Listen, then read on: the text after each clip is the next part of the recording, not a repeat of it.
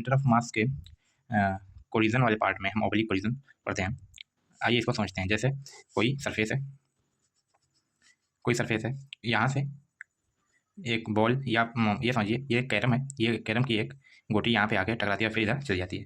तो इसकी वेलोसिटी इधर कुछ u होगी, और ये आके यहाँ पे टकराया और यहाँ से ये एरोसी और इधर से एंगल बना अल्फा, और ये इधर से टकरा के इधर वापस चला गया। तो इसकी जो वेलोसिटी थी इधर, वेलोसिटी ऑफ अप्रोच जो थी वो u थी, और इधर ये हो जाएगी v। अब इसका जो एक कंपोनेंट इधर आएगा वो होगा u साइन अल्फा, और इधर आएगा u कॉस अल्फा, और इसके भी दो कंपोनेंट टूटेंगे। ये एंगल हो गया बीटा, इधर आएगा v कॉस बीटा, और इधर आएगा v साइन बीटा।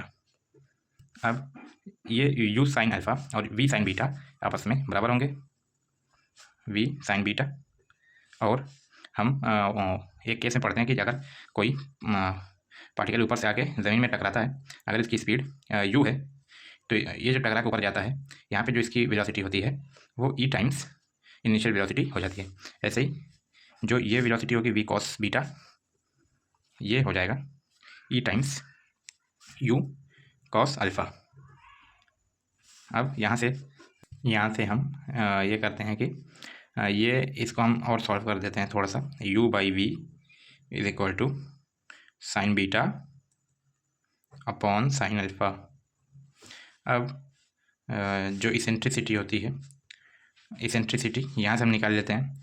ये velocity of separation upon velocity of approach होती है वैसे तो, और यहाँ से आप डायरेक्ट कर सकते हैं कि वेलोसिटी ऑफ जो सेपरेशन है वो v कॉस बीटा है, और जो अप्रोच है u कॉस अल्फा।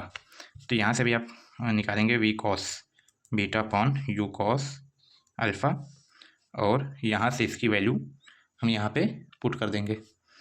ये अपने पास है u बाई वी, तो v बाई यू हो जाएगा sine alpha cos beta upon sine beta और कॉस अल्फा।